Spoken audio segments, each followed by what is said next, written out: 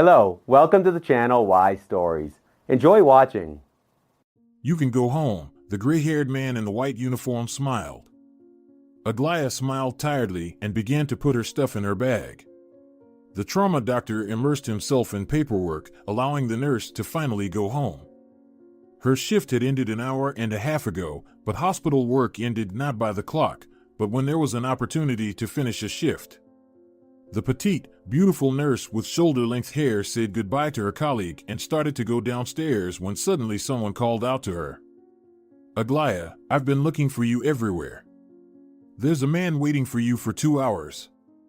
We told him that you were helping the doctor, that people were delivered after the car accident and there was a lot of work to do, but he still decided to wait for you," the receptionist told her.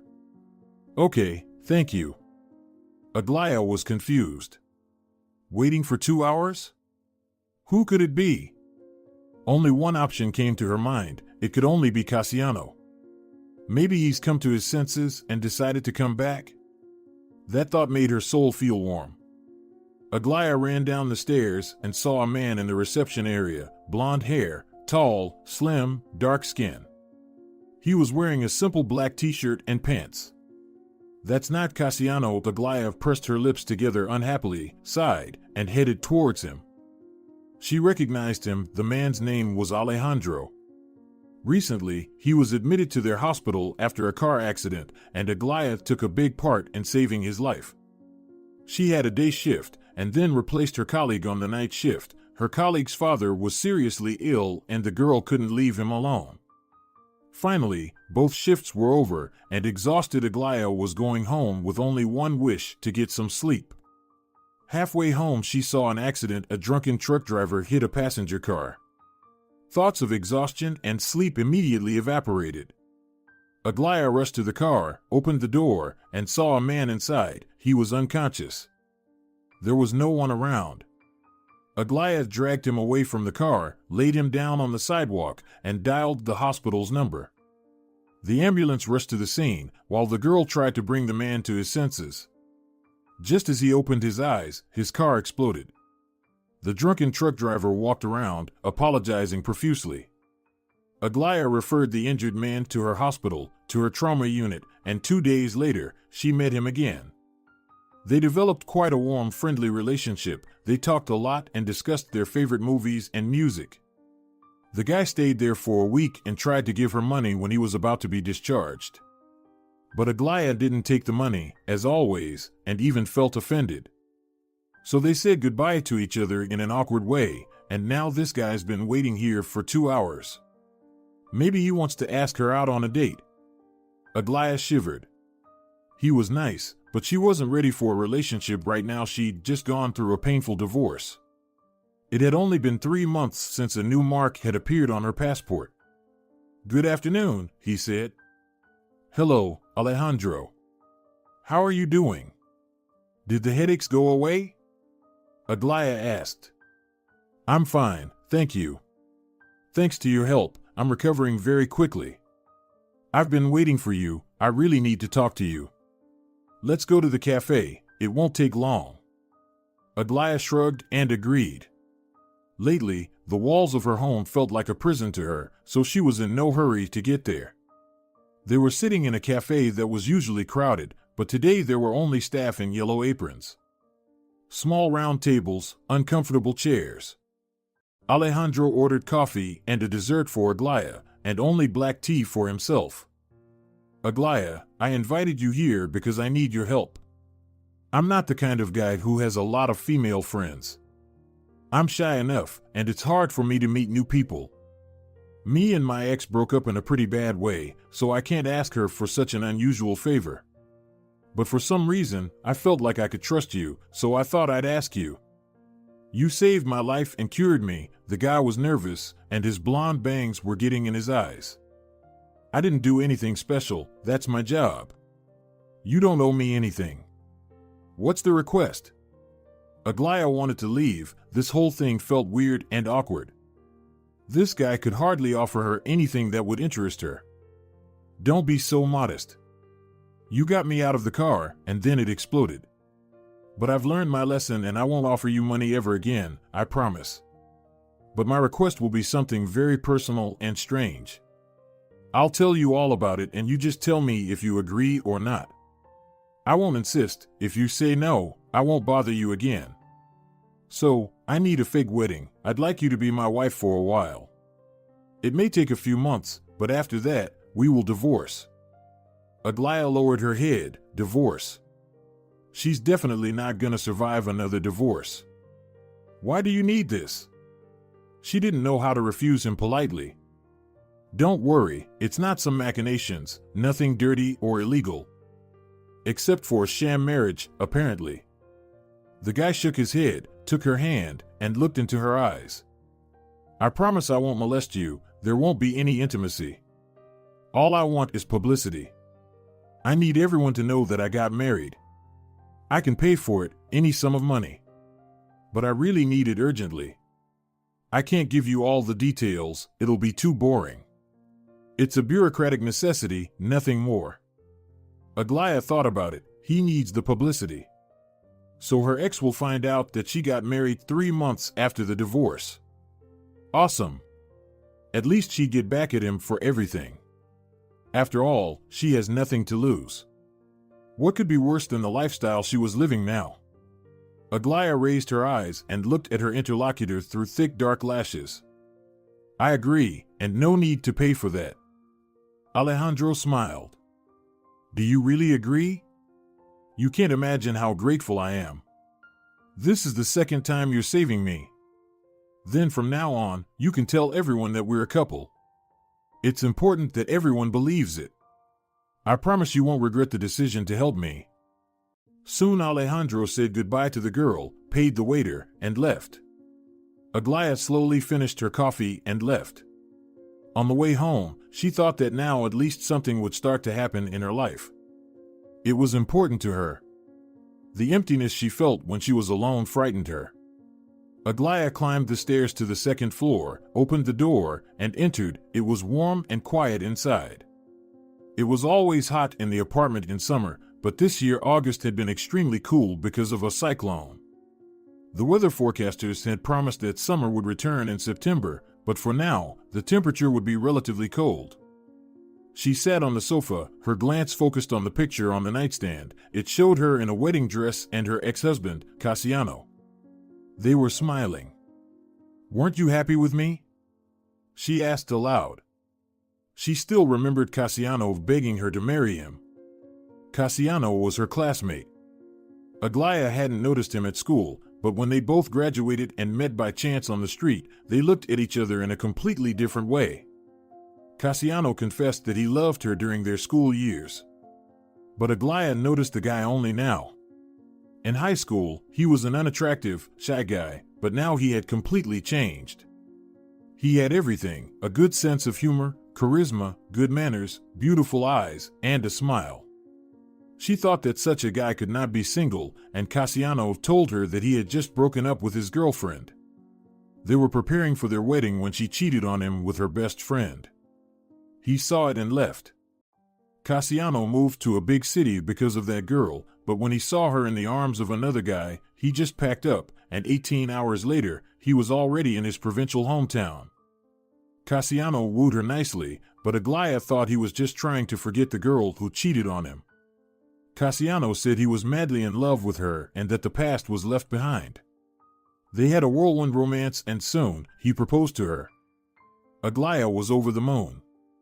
They got married. The wedding was incredibly beautiful and fun. They invited all their friends and relatives. But soon the problems began. Right after the wedding, Aglaya started trying to get pregnant, and her husband was happy about it. He said he wanted 4 children. It didn't work, no matter how many times they tried. Doctors mentioned a possible incompatibility. Many doctors examined them in different clinics, but all of them said that they were both healthy. But at the last clinic they went to, Aglaya was told she would probably never have children. In this clinic, the girl underwent a thorough examination, and the doctors identified several problems. She underwent treatment, and she prayed, but nothing helped. During the second year of marriage, the relationship with Cassiano began to deteriorate. He didn't say it directly, but it was clear that the problem was his wife's infertility. The man dreamed of a large family, and with Aglaya it was impossible. Aglaya had already realized that there was no future for them, but they were still in love. They didn't dare to just break up, they simply left things as they were. In the 3rd year of their marriage, Aglaya noticed that Cassiano started coming home late. He smelled of the same women's perfume, and there were traces of lipstick on his shirt collar. She understood what was going on, but didn't dare to talk about it. She began to ask direct questions only in the 4th year of marriage. She knew he had another woman. And he lied to Aglaya, looking her in the eye, but he didn't dare to divorce her. She didn't understand why he wasn't divorcing her, but didn't dare to take that irrevocable step either. Deep in her heart, she hoped that things would get better, that he would come to his senses and break up with his mistress. She wanted to adopt a child and even attended foster parenting classes, but soon Cassiano decided to leave her. It was a week before the 5th anniversary of their marriage. He came home from work and started packing his clothes into the suitcase. "A business trip?" she asked, standing in the doorway. "No. I'm leaving you." Aglaya made a puzzled expression on her face. "Where will you go?" she asked. "To her. I've always loved her, you knew that. She even moved here from another city so we could see each other more often. We dated secretly for a few years, and now she's expecting my baby. And I can't tear myself between 2 women. I have to be with her. I hope you will understand me." It was only then that Aglaya realized how stupid it was to believe in a miracle. He was in love with another woman from the very beginning. She saw it, but she didn't want to believe her eyes. She wanted to cry and burst into hysterics, but only smiled and said, "Be happy." Cassiano shook his head disappointedly. Apparently, he expected tears, tantrums, pleading. But Aglaya behaved with dignity. She helped him pack and said she would file for divorce herself. He said he was in no hurry. They just lived together for now. As soon as the front door slammed behind Cassiano, she sank to the floor and let the tears flow. Now Aglaya looked at their wedding picture and remembered how painful it had been for her. She took a vacation and stayed at home for a week watching TV. She watched motivational movies and tried to fight stress with cake. Aglaya loved kiwi cake. It was cheap, low-calorie, and very delicious. During that week, she got 3 extra kilos because not only did she eat diet cake, but she almost didn't get out of bed. However, on the 7th day, she felt better. She was proud of herself for surviving this period without alcohol. When she was younger, she had a habit of drinking wine in case of any minor problem. But now she was wiser and listened not to her heart but to her mind. He left her, that's fine. Life's not over. She began to exercise, lost weight, and didn't even let herself think that he would come back. Yes, they enjoyed their time together, but it was in the past. It doesn't matter anymore who was wrong or who was right. There are only facts. They are no longer together. That night, Aglaya couldn't find the strength to eat or take a shower. The memories made her sad. She felt exhausted and fell asleep. At night she woke up feeling cold. She closed the window, crawled under the blanket, and slept until morning. A week later, when the nurse was still at work, she got a call from Alejandro. "Hello, my love. How about going out to dinner tonight?" he asked. Aglaya understood that probably he wasn't alone and the comedy had already begun, or he was just practicing his acting skills. But still, it was weird to hear the words "my love." Although, it wasn't any different than the relationship with Cassiano. He also called her my love for years without loving her. "Hi, sweetie," she smiled. Alejandro smiled on the other end of the phone as well. He was standing in the room and an elderly married couple, his parents, were sitting behind him. "How about we have dinner tonight? I finally told my parents about us and they want to meet you." Aglaya was confused. "With your parents? So soon? Isn't it too soon?" she asked. "Come on, sweetie. It's just a formality, don't take it so seriously." Don't worry, everyone will like you. Let's have dinner and decide everything. That evening, Aglaya came to the restaurant right after her work shift where she gave lots of injections to the patients. Aglaya spent the entire day taking care of others, comforting them, and trying to cheer people up. After all, a positive mindset is half of success in the medical field. She barely had time to take a shower and change to go to the meeting with Alejandro. Her makeup was simple and her hair was loose. The short hair curled a little, showing her long and beautiful neck. There was no time to style her hair. She'd forgotten to put on her earrings and was worried about it all the way there. "Hi. You look stunning," Alejandro said. Aglaya thought she looked pathetic in her cheap dress, and Alejandro said that just to cheer her up. "I haven't had time to do anything, I just finished my shift. I'm a nurse, if you remember, and I can't spend all day at the beauty salons. I hope you understand." Alejandro frowned humorously. "You don't need any beauty salons. And I was telling the truth, you're really beautiful. If it were not for the circumstances, I would have fallen in love with you already," he said honestly and immediately blushed. Aglaya smiled, so his words were true. Lies wouldn't make him blush. "So, meeting your parents?" "That's right. And one more thing, I'm going to propose to you today. Later, the waiter will bring us 2 rings. This moment will be filmed. I needed to make my parents believe it. Are you ready? Just be natural. I'll do my best." They had dinner, and the waiter brought the ring on a large silver tray. Alejandro dropped to one knee in front of her, and Aglaya smiled. Suddenly, her and Cassiano's life flashed before Aglaya's eyes.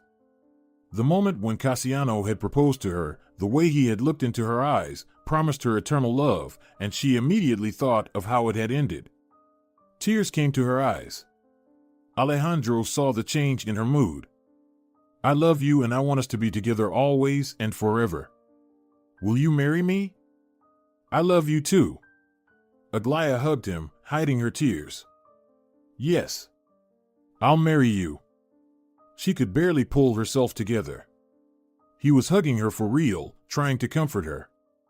A man with a camera stood behind them, blinding them with flashes. Aglaya took a deep breath and wiped away her tears.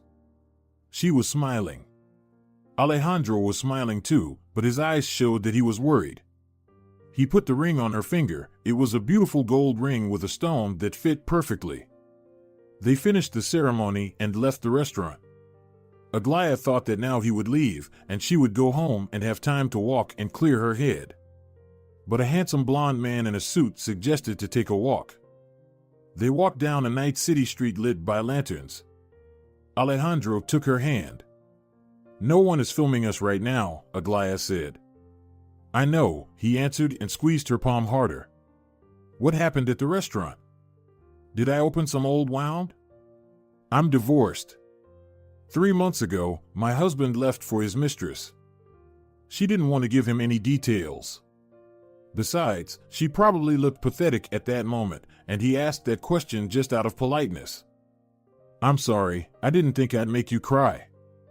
It's okay. You know, since my husband left me, I've been all alone. There's nothing going on in my life at all.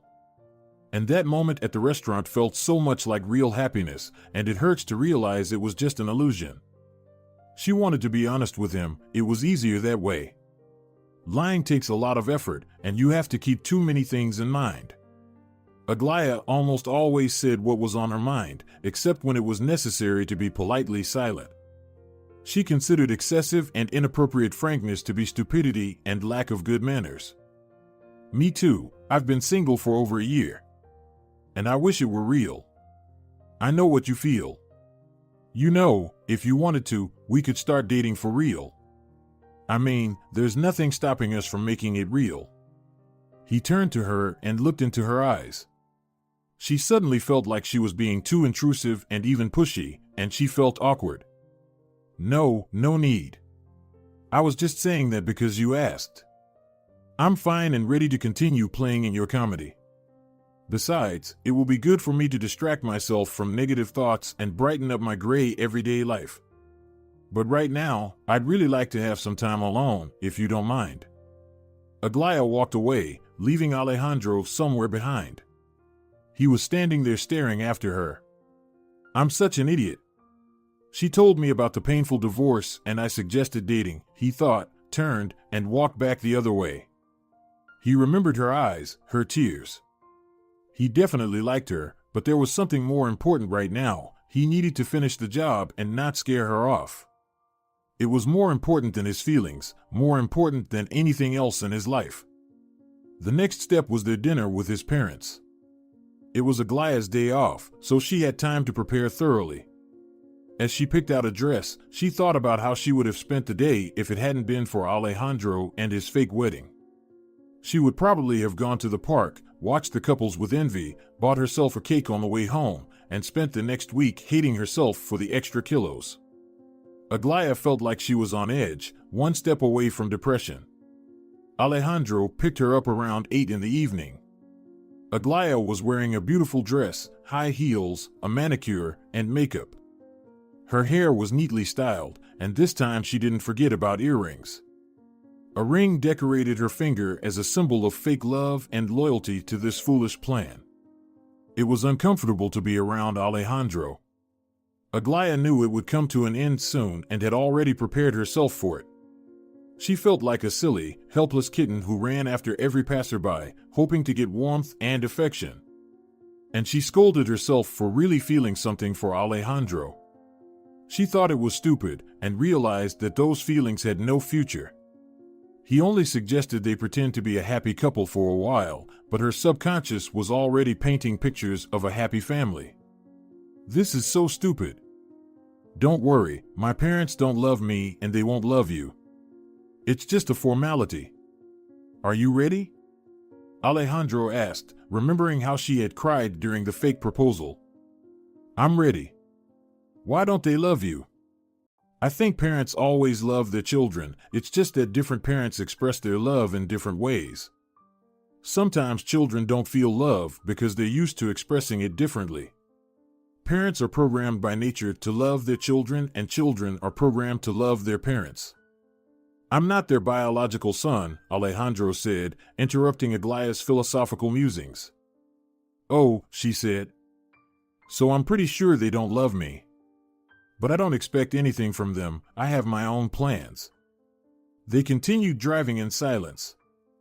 Soon the car stopped in front of a luxurious mansion. Aglaya whistled. You didn't tell me that your foster parents are tycoons. Well, they are not tycoons, just entrepreneurs. Come in and don't worry about anything. The interior was magnificent. Cold marble was everywhere, and the walls were also made of white marble with black veins. It was clearly designed by a professional. There was a huge sparkling chandelier in the center of the hall. Aglaya thought that the marble floor would not be safe for a child. It was cold and slippery. Perhaps Alejandro was right, he had been a guest in this house since he was a child. There were many different cutlery on the large round table. Aglaya saw this and got worried, for her knowledge of dining etiquette was not good enough. Alejandro's mother was a slender and graceful woman with a short haircut and large sapphires in her ears. His father, on the other hand, was overweight but looked very serious and even arrogant. So how did you meet? Alejandro's mother, Carmelita Gutierrez, asked. Aglaya was confused. They had not discussed the details. Alejandro smiled at her. I told you, she saved me when I was in a car accident. From that day on, our relationship began. The head of the family, Esther Gutierrez, poured himself a glass of wine. Aglaya politely refused the drink. She wanted to keep her mind sober. You have to be focused and calm when you're lying. Excuse me for asking, but are you pregnant? Carmelita asked. Aglaya felt like someone had plunged a knife into her heart. She looked coldly at the woman and replied calmly. No. What if Alejandro really wanted to date her? Then what? How would she tell him she was infertile? At their last meeting, he'd almost offered her a real relationship. Aglaya couldn't believe his words were sincere, but what if he really liked her? Would the fact that she couldn't have children have stopped him? Of course, like Cassiano. Alejandro wouldn't say it directly either, but in the future, that would be the reason for their breakup. That's good. Don't rush into things like this, she said. Aglaya noticed that Alejandro's relationship with his parents was cold. If that was the maximum amount of parental warmth his mother could show in public, probably in real life, their relationship was even colder. Aglaya had managed to endure that evening with great difficulty. When she and Alejandro were alone, stepping outside the gates of the mansion, she exhaled. The air was pleasant, the heat finally subsided, and the evenings were chilly. It's hard to endure their company, I know, Alejandro said. He stood so close and was so nice, unlike his parents. Aglaya wanted to spend some more time with him. After all, they could just talk, it wouldn't oblige them to do anything. Let's take a walk, she suggested. I'd love to, he smiled.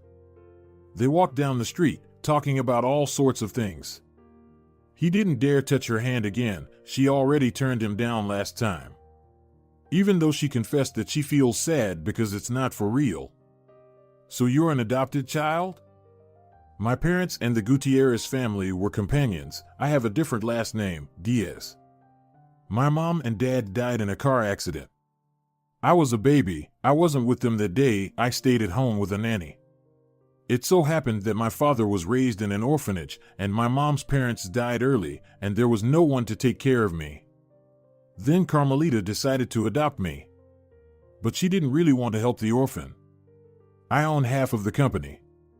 Once they got custody, they began to manage my money themselves. They invested it several times, and the deals were successful. The fortune doubled, and so did my share. So it seems that everything worked out for the best. So marriage is necessary so that you can be the owner of your money again? She asked, voicing her hunch. No, it doesn't depend on marriage. I can get my money in a year when I turn 25. We've already discussed it. If I take all the money and invest it elsewhere, the company won't survive. I'd really like to do that because I'm not interested in this kind of business. I wish I could just take my money and distance myself from my foster parents. No, I'm grateful to them for raising me. But you saw what our relationship is like. They never made me feel like a family member, and they never even called me son. Esther can't have children, so I was their only child. And Carmelita never wanted to have children. She always said she didn't like children.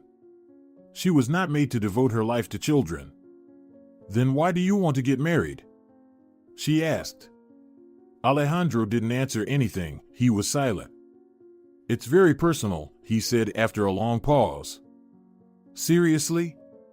Isn't getting married to you personal? Come on, there should be no secrets from your future wife. She bumped him in the side with her fist. Well, okay, you'll find out anyway. I didn't tell you about it right away because I was afraid you'd say no. The damn bureaucracy is the problem. I just need to be legally married, you know? A few years ago, I had a girlfriend, and I loved her. Are you talking about that girl you had a bad breakup with? Aglaya recalled his words. No, it was the other girl before her, my first love. She was an orphan, my parents didn't like her. They didn't like her style, her simple clothes. When I invited her home, she came wearing a t-shirt with a dirty word on it. Carmelita was shocked. I was young and stupid then, I was 18, she was 22. She was older, my parents had done everything to break us up. They bribed her. Agata took the money and told me about it. We used it to get tattoos at a salon and continued dating. Wow. Aglaya laughed. She was amazing, kind, but rude. She could say anything she thought, and she was always sincere. I'd never met anyone like her before or after. She loved tattoos and took me to rock shows. And she looked cool. I was 18, I immediately fell in love. But my parents never let us be together. I won't bore you with the details, we broke up and they sent me to the capital to study. I only recently found out why my father paid so much money for my education at the best university. Initially, he had planned for me to go to a local university. Who cares what kind of diploma I'd get?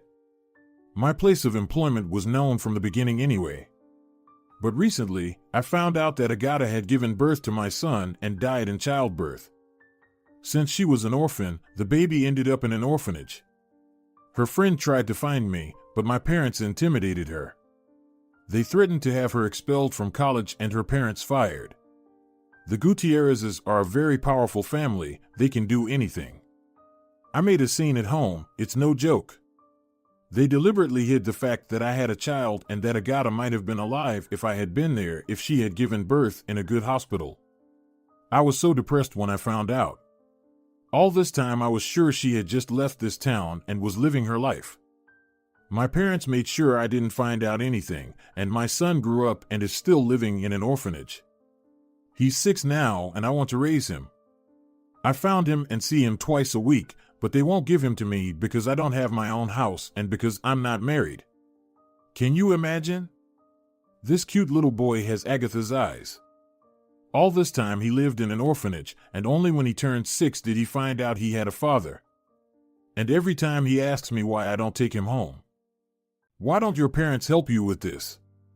Aren't they powerful? Can't money solve this problem? After all, years have passed, don't they understand? Aglaya asked. They walked around the empty park that was opposite the Gutierrez mansion. It was warm outside, but the cool breeze made Aglaya feel a little chilly. Alejandro noticed it, took off his jacket, and put it on her shoulders.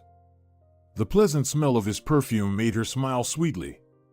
She felt the warmth from his clothes. She was pleased that such a handsome man cared for her. They won't help me. They're against it.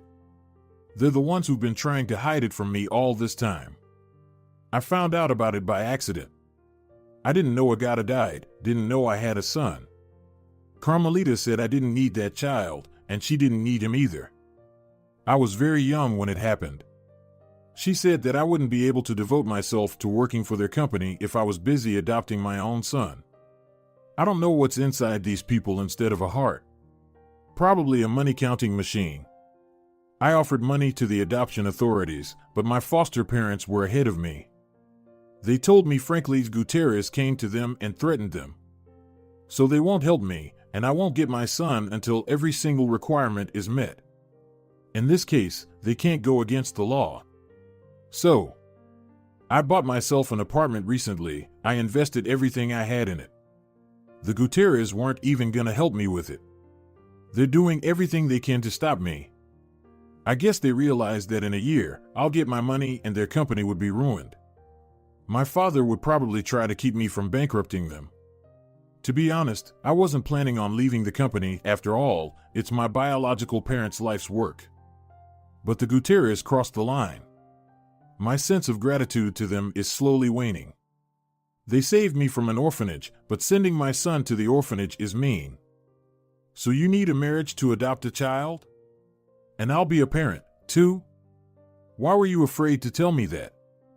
A young girl might agree to a sham marriage, but you'd hardly agree if I came to you and said, let's get married and adopt my child. I'm sorry for that little lie, but I couldn't do otherwise. It's very important. More important than honesty. Aglaya sighed. You shouldn't think of me that way. If I'd known you had good intentions, I would have agreed more willingly. I thought you needed some visa or wanted to get an inheritance that way. I grew up in an orphanage myself, and I know how important it is to get a child out of there. Alejandro stopped and stared at Aglaya. You grew up in an orphanage? Yeah, I don't have parents. They died when I was a baby. You see, your parents' companions adopted you, and I was less fortunate. I won't complain. I had great caretakers and I still have friends. But I'm sure childhood in a family is much better. Any childhood, even the childhood you had. No matter what your foster parents' goals were, they saved you from that. And that's a good thing. And you can fix everything else. I'll do everything I can to make sure your son grows up with you, don't worry, she said. Alejandro couldn't resist. He felt a kindred spirit in her when she told him about her family. The wind was fluttering her short curls of hair, and it was so beautiful. She turned out to be even better than he initially thought, kind, honest, sincere, and not greedy. He thought he wouldn't stop until morning if he started listing her virtues. He leaned over and kissed her. Aglaya was surprised by this. She had just been talking about her parents and some important things, and suddenly he kissed her. But she couldn't say it was unpleasant. So she kissed him back. She really liked him, and honestly, she missed it so much kissing on the street. Alejandro pulled away from her and looked into her eyes. He had to explain his outburst somehow. He didn't understand if she was mad at him. I didn't realize we had so much in common. Do you always express your feelings that way, even at work? Aglaya asked jokingly. Alejandro laughed. She was not angry, it's good. And she didn't hit him and even kissed him back, a good sign. They kept walking and talking about everything. They walked almost until midnight, until their feet got tired, and then Alejandro drove her home. He walked Aglaya to her front door but didn't dare to kiss her. Aglaya was saddened by this fact. She wanted him to do it again. It was funny, she had feelings for the man who would soon be her husband. Her fake husband. The marriage ceremony was scheduled for the end of the week. Everyone at the hospital congratulated Aglaya and asked about her fiancé. She briefly told her colleagues about Alejandro. After all, everyone remembered how they had met. But she was concerned about something else. What would happen after the divorce? They would all point their fingers at her and whisper behind her back. Aglaya doesn't know how to get along with men. The second divorce in 6 months. Awkward, but at least now she knew that the goal was really important. It was important to Alejandro that everyone believed them, and she would help him. After all, if his parents are trying to stop Alejandro, and moreover, deprive an innocent child of a normal childhood, it's really important that their marriage does not seem fake to anyone. Aglaya posted some photos from the restaurant on her social media profile and immediately got tons of likes and comments. Cassiano was the most frequent visitor to her page. Surprisingly, after he left, she had already forgotten what his profile on social media looked like. He liked her photos, and right after that, he posted a picture of himself with his girlfriend. His lady was nice and skinny. Her rounded belly was already very noticeable. Aglaya only sighed sadly about it. Before the wedding, Alejandro invited her to the cinema. She didn't understand whether it was a part of a plan or he really wanted to spend time with her. They had fun watching a good comedy. When the movie was over, they walked outside. "Did you like the movie?" she asked. "Yes, it's a funny comedy, but I wouldn't watch it again. I don't understand why everyone is only talking about this movie." "I totally agree. There were more rumors than the movie itself, a primitive story. But it was worth to watch it once. There were some good moments." Suddenly, Cassiano and his pregnant girlfriend showed up out of nowhere. "Aglaya, hi. How was the movie? Have you already watched it?" he asked as if they were longtime friends. "Yes, it's a great movie," she replied indifferently, taking Alejandro's hand. He quickly realized what was going on. "Hi, I'm Alejandro, Aglaya's fiancé," he said, extending his hand to Cassiano. "And I'm Cassiano, her ex-husband," he said. "Nice to meet you," Alejandro smiled. Cassiano's girlfriend was visibly nervous and didn't even look at Aglaya. "How long have you two been together?" "I mean, all this time I was tormented by conscience that I left for another woman, and it turns out that you cheated on me, too," Cassiano said. He was clearly hurt by the fact that Aglaya had a boyfriend. Of course, he was jealous. They had been together for so long. It couldn't just end and go away without a trace. Alejandro looked at Aglaya and smiled. She sighed heavily. "It's none of your business anymore, Cassiano. Let's go, Cassiano. As you can see, she's been lying to you all this time." "You should have left her a long time ago," his pregnant girlfriend said. "Seriously?" You ruined a family, got pregnant by her husband, and forced him to leave his wife, Alejandro said, looking into the eyes of the rude girl. What else could he do if his wife was infertile? She said, and dragged Cassiano away with her. Alejandro raised his eyebrows. Didn't you know? Good luck, man, Cassiano said, turning around. The unpleasant encounter was over. Aglaya lowered her head. Alejandro looked at her and lifted her by the chin. Is it true? Now you know, she said sadly. I'm not even a woman, I can't have children. Alejandro hugged her and kissed her on the lips. He thought it would help her. Aglaya was very upset, but the kiss made her feel alive. It breathed feelings into her, making the tears disappear. They kissed for so long that they didn't notice Cassiano was there again. You know, as a husband who has been cheated on, I can't just watch this, he said and tried to hit Alejandro. He deftly dodged Cassiano's hand and quickly hit back. Cassiano remained lying on the ground, and his girlfriend, seeing that the boys were fighting, not because of her, just turned around and walked away. I always knew you were like that, Cassiano said, getting up from the ground. Only people like you are capable of that. Don't compare Aglaya to yourself. Alejandro said menacingly, took Aglaya's hand, and walked away. Suddenly she stopped, looked at Alejandro, and asked, What was that? You're kissing me, hitting my ex, standing up for me. What is that supposed to mean? Explain, because I don't think that was part of our plan. We agreed to pretend to be a couple. But you're acting like I'm really your fiancé. Aglaya looked at him pleadingly. She was completely confused. This petite, short-haired brunette was trying her best not to fall in love with him because he had said right away that he would divorce her in 3 months. But now he acted like everything was real. And she didn't want to go through another painful breakup. I think that's what anyone would do. He was the one who started the fight. My father took me to Taekwondo when I was a kid.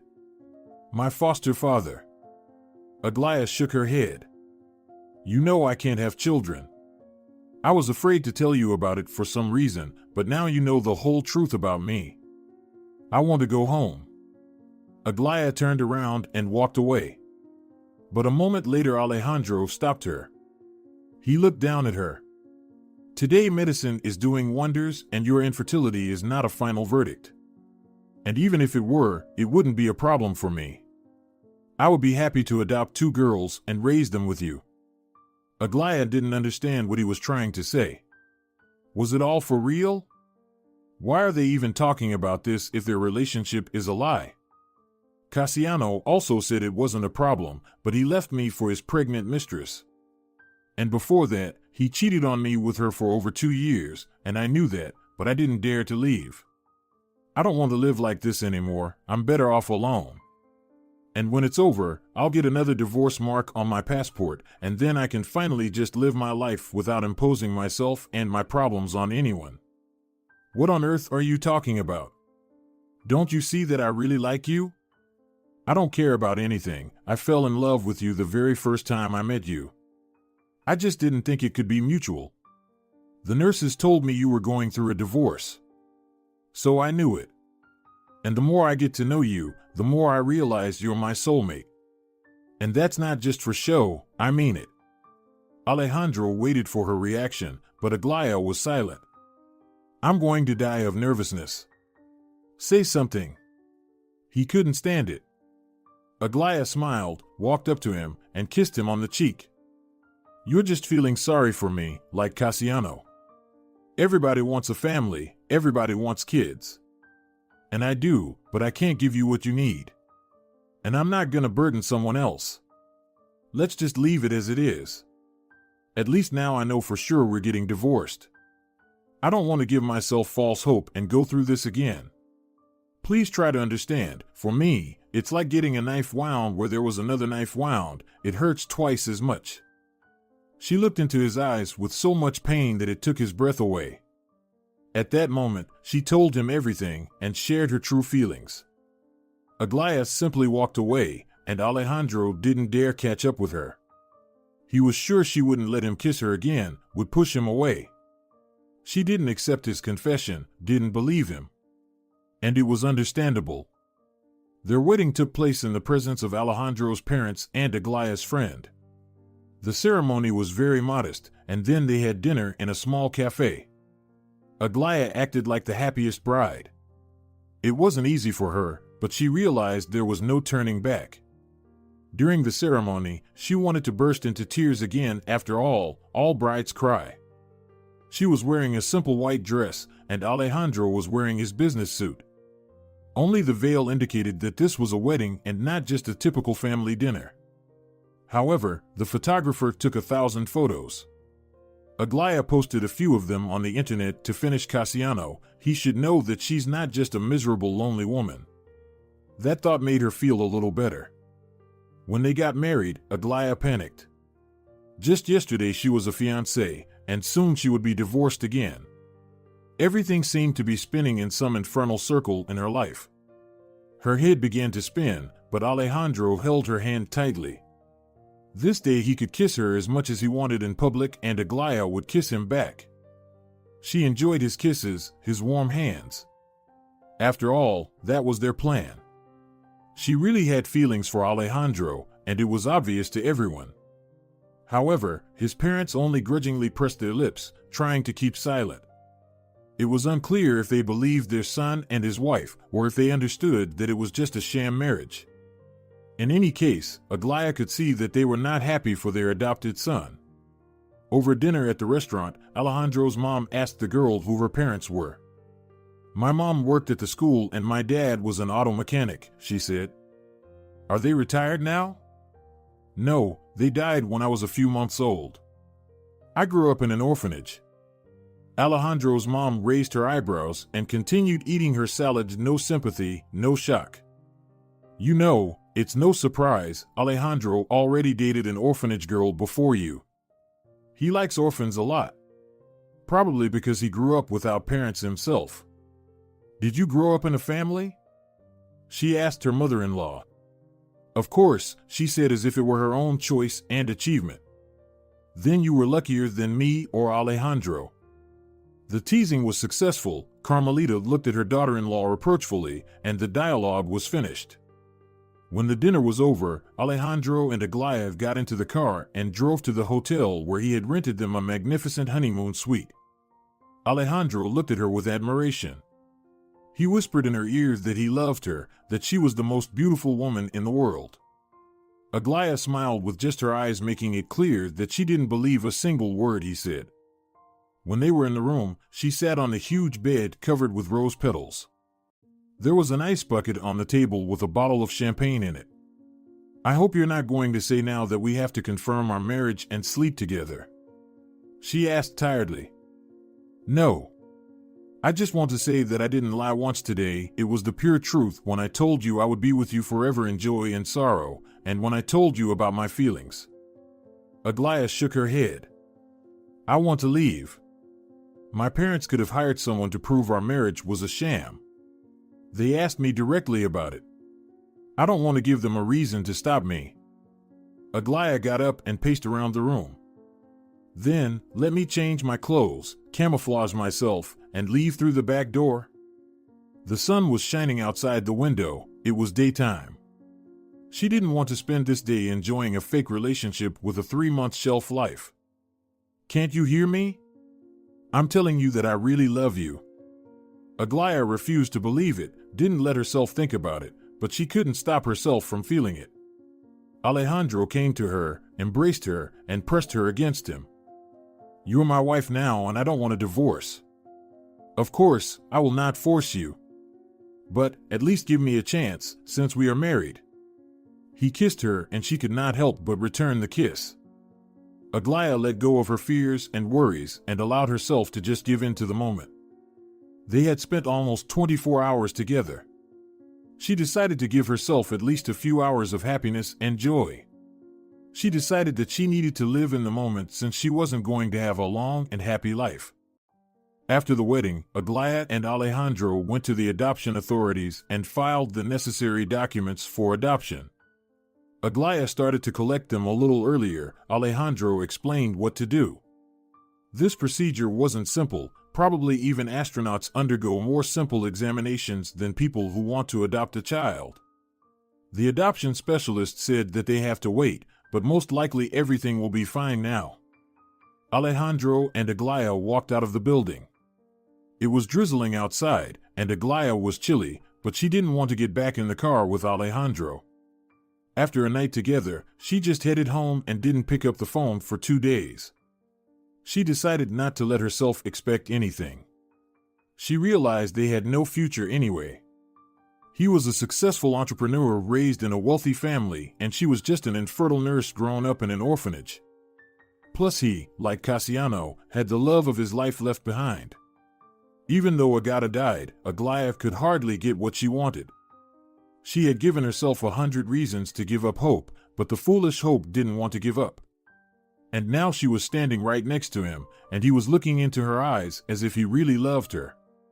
You know, this is the first time I've ever felt like the girl who spent the night with someone and didn't get a call back, he said. Aglaya laughed. Sorry, you know I just don't want to give myself false hopes. You are a silly and insanely beautiful creature, Aglaya. Okay, I won't insist. Can we at least watch a movie at my place tonight? I got a new horror movie, but I'm afraid to watch it alone. Horror movie? Okay. She didn't tell him that she likes horror movies too, but she stopped watching them because now she lives alone in the apartment. She just doesn't have anyone to hold her hand when something scary happens on screen. They spent another lovely night together. No intimacy, just pizza, a movie, and sleep. They went to bed together because it was scary to sleep alone after the horror movie. Falling asleep on his shoulder, she thought she could get used to it. And he thought he wouldn't divorce her, even if she wanted to. These meetings became a habit for them. Now, already after the wedding, they were going through that period that other couples had at the beginning of their relationship. Aglaya realized that she was getting used to him more and more, that she was waiting for his call and dreading the day when he would say it was over. A month and a half passed. Aglaya and Alejandro came to the orphanage and walked out with a 6-year-old boy. He was so adorable, so cute, he talked a lot, he had a lot of emotion. And he clung to Aglaya and wouldn't let go. He talked only to her, started calling her mom right away, and told her how he waited for her and how he missed her. Aglaya burst out in tears several times. She had not expected such a twist.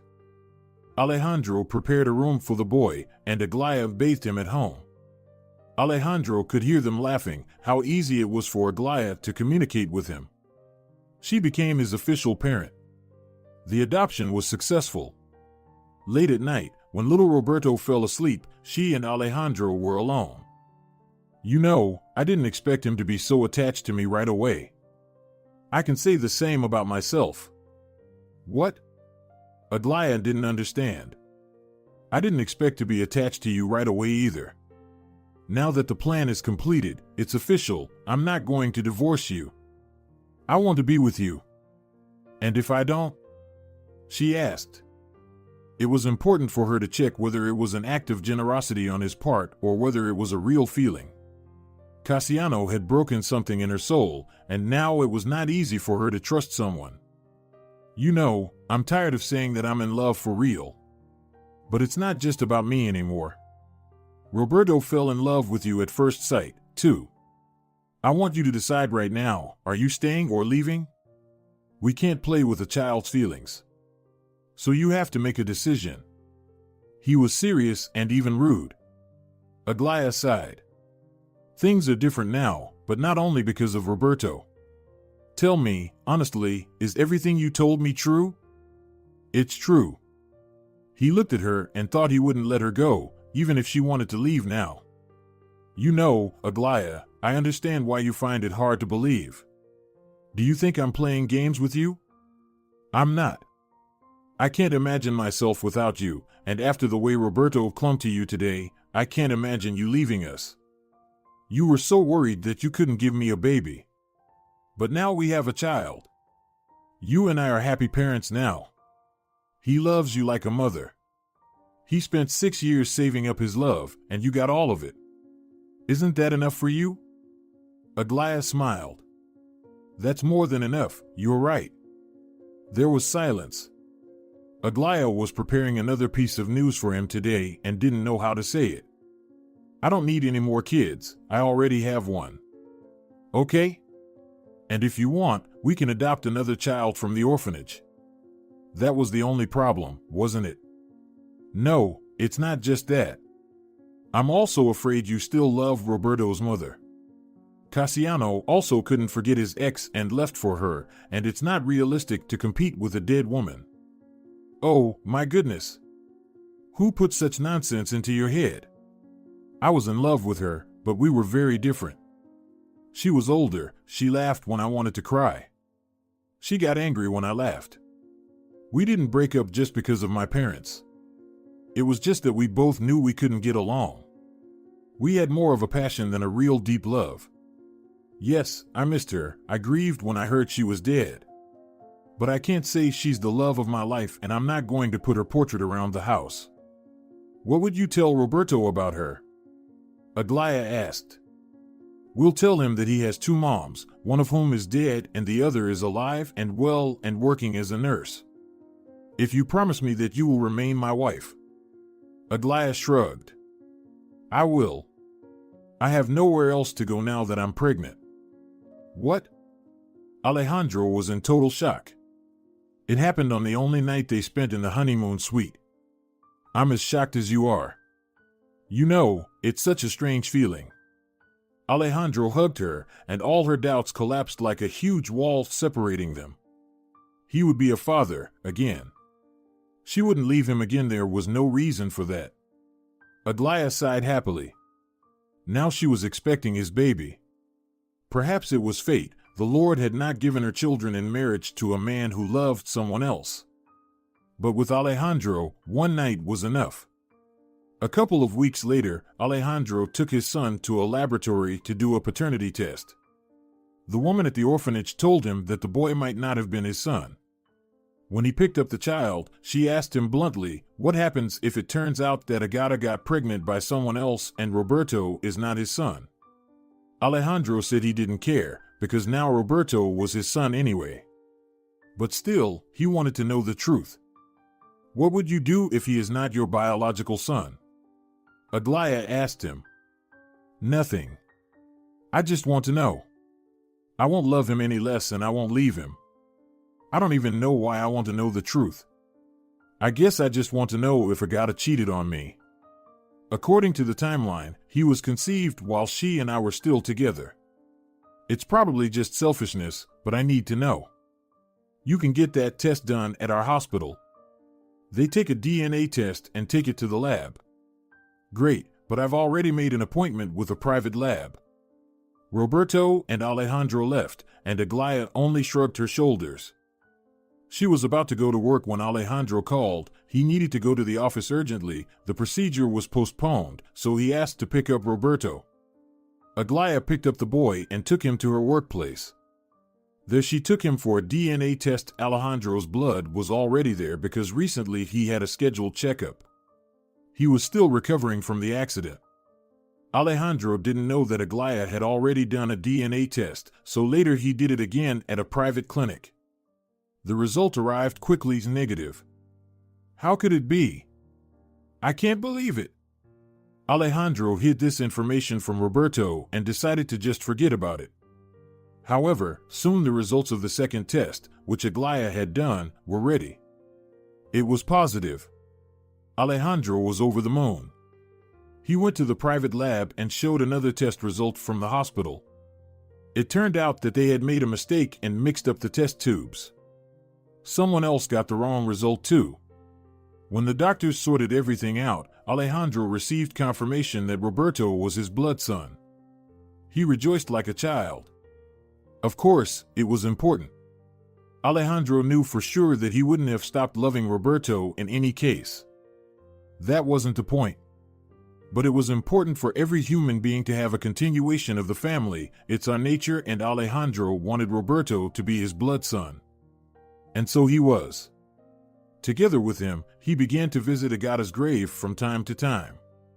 The boy felt comfortable there. He talked to her, told her about himself, just as Alejandro had taught him.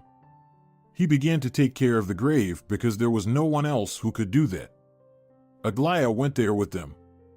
She supported the boy, and he considered her his mother. 6 months later, when the Diaz family celebrated Alejandro's birthday, he came to the company and made a loud statement. "I will not take my assets away if we hold a vote.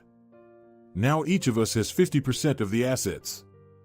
Let the employees decide who should be the president of the company." Esther pressed his lips together unhappily. "Why do you want to do that? You took your kid out of the orphanage, you live alone. You have no idea how to run a business, do you?" "You're wrong, Dad.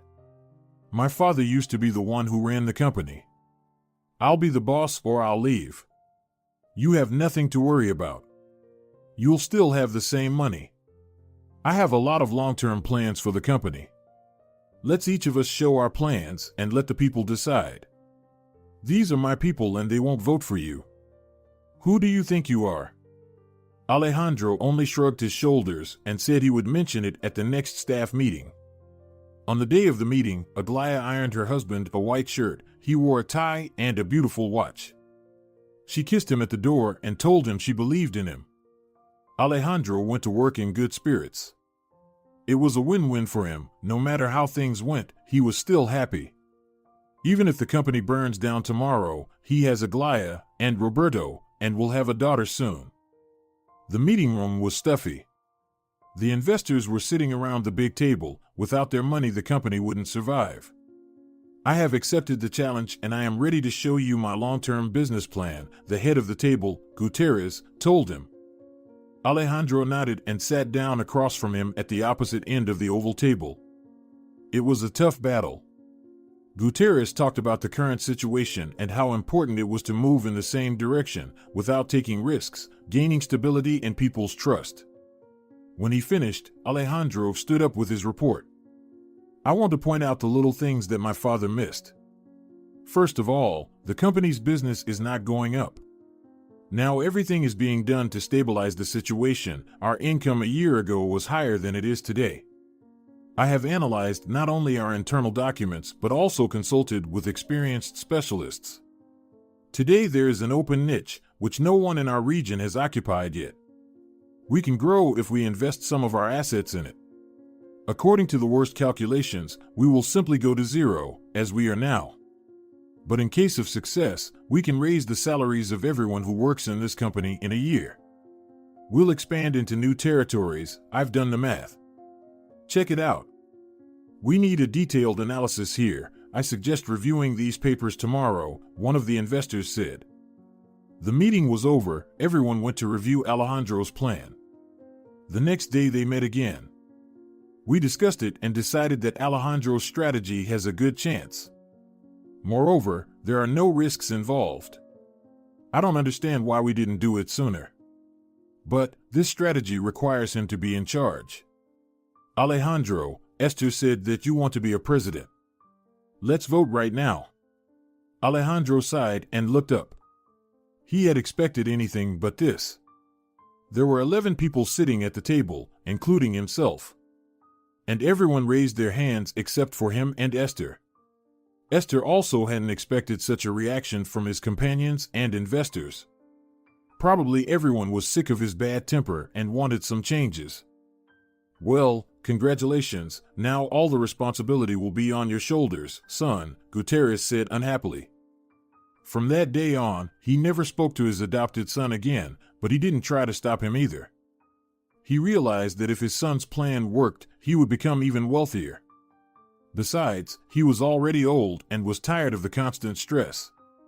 A little later, Gutierrez decided to take a break and went on vacation, and Alejandro was very happy about it. Everyone in the office thought that Alejandro had become the successor of his father and didn't know the whole background of their relationship. When Aglaya gave birth to a daughter, Alejandro's foster parents congratulated him over the phone and didn't even come to see the baby.